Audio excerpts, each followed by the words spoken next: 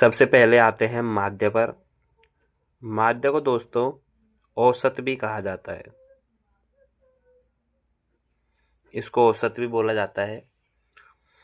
औसत या फिर माध्य, ब्रैकेट में लिख लेते हैं माध्य। इसका सूत्र होता है सभी राशियों का योग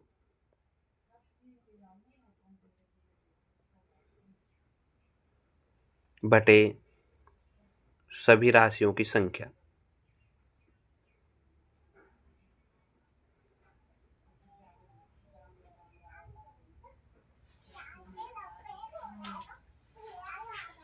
यह इसका सूत्र होता है। मैं एक प्रश्न करके आपको समझाऊंगा कि जैसे आंकड़े दिए हुए हैं हमारे पास, ये आंकड़े दिए हुए हैं क्वेश्चन में 5, 25, 15, 20 और 10। ये आंकड़े दिए हुए हैं, इनका आंकड़े 5, 25, 15, 20, 10 का माध्य ज्ञात कीजिए। माध्य ज्ञात कीजिए।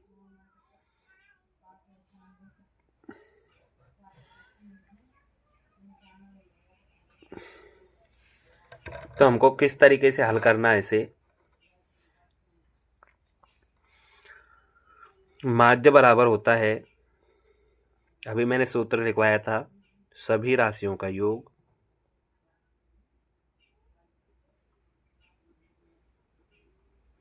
बटे सभी राशियों की संख्या।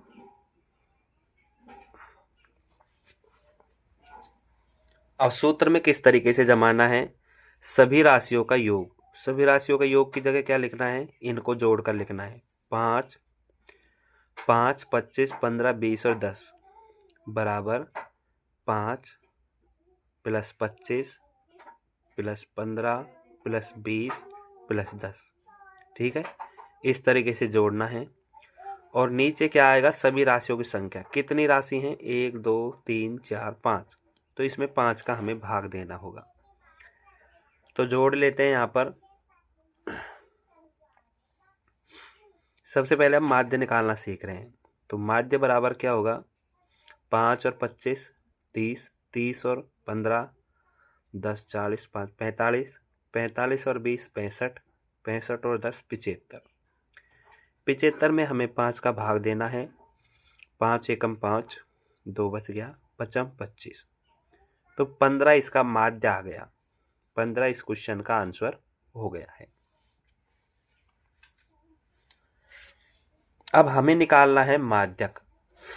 अब हम क्या समझेंगे, माध्यक निकालना। ये तो माध्य निकाला है अभी हमने। अब माध्यक पर आ जाइए।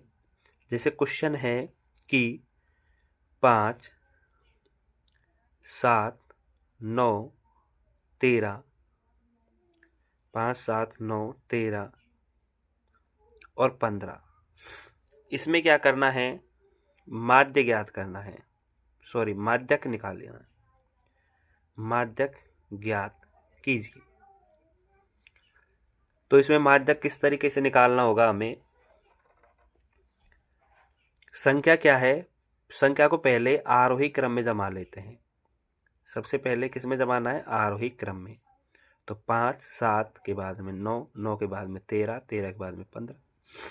आरोही क्रम का मतलब होता है छोटे से बड़े की ओर, ऐसे जमा लेते हैं। फिर क्या करना है, दो संख्या इधर से छोड़नी है और दो संख्या मतलब आगे पीछे से बराबर बराबर संख्या छोड़नी है, और जो बीच वाला है वो हमारा आंसर हो जाएगा।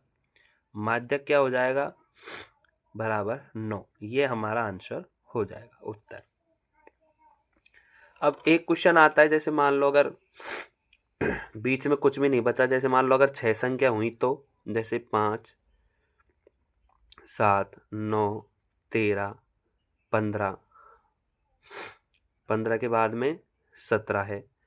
अब इसका माध्यक ज्ञात करिए। इसमें किस तरीके से माध्यक निकालना पड़ेगा हमें। इसमें माध्यक निकालने के लिए देखो, सबसे पहले आरोही क्रम, ये तो आरोही क्रम में ही लिखी हुई हैं, इनको ऐसा कैसा लिख दो, 5, 7, 9, 13, 15, 17। अगर ये आरोही क्रम में नहीं लिखी होती तो हमें जमाना पड़ता। अब देखो इसमें 1, 2, 3, 4, 5, 6 संख्या है। अब मान लो अगर मैं 3, 3 छोड़ूं तो बीच में कुछ भी नहीं बचेगा, तो हम 2, 2 छोड़ते हैं। 2, 2 संख्या छोड़नी है, बीच में 2 बचेंगी। तो माध्यक निकालने के लिए हम क्या करेंगे, 9 और 13 को जोड़ देंगे बीच वाली संख्याओं को और इसमें 2 का भाग दे देंगे, तो भी हमारा माध्यक निकल के आ जाएगा। 9 और 13 कितना होता है, 9 और 13 22, 22 में 2 का भाग देंगे तो कितना आ जाएगा, 11। तो माध्यक कितना आ गया, माध्यक आ जाएगा हमारे पास में 11। अब देखिए हम माध्य निकालना सीख चुके हैं। सूत्र था हमारे पास माध्य का, सभी राशियों का योग बटे सभी राशियों की संख्या। माध्यक निकालने के लिए पहले आरोही क्रम में जमाना होता है और फिर क्या करना है, उसमें बीच वाला वो माध्यक हो जाएगा। ठीक है। और अगर बीच की वाली संख्या नहीं दे रखी है, 2 संख्या आ गई बीच में बराबर छोड़ने के, अगल बगल में से बराबर छोड़ी हमने, बीच वाली संख्या 2 आ गई, तो दोनों को जोड़कर 2 का भाग दे दिया जाता है। उस तरीके से माध्यक निकाला जाता है। अब आते हैं बहुलक पर। बहुलक क्या कैसे निकालना है। अब हमें बहुलक निकालना है। बहुलक निकालने के लिए देखिए अलग से समझ लेते हैं। यहाँ पर इधर आ जाइए थोड़ा सा। अब हमें बहुलक निकालना सीखना है। यहाँ पर लिख लेते हैं बहुलक। जैसे क्वेश्चन है हमारे पास में 7, 2, 7, 9, 2, 5, 4, 3, 7, 2, 2, 10। निम्नलिखित निम्न आंकड़ों में बहुलक ज्ञात कीजिए। क्या ज्ञात करना है, बहुलक। बहुलक ज्ञात कीजिए।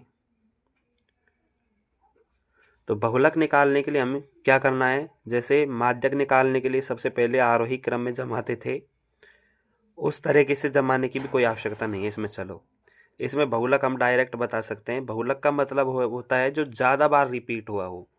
अब इसमें देखिए 2, 7, 9, 2, 5, 4, 3, 7, 2, 2, 10।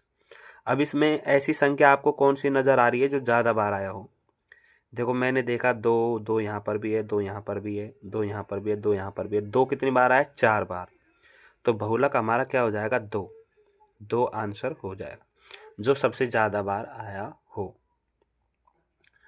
तो बच्चों हमने माध्य, माध्यक और बहुलक निकालना सीख लिया है। ये बेसिक जानकारी के हिसाब से बेसिक क्वेश्चन होते हैं जो हमें इस तरीके से करने हैं।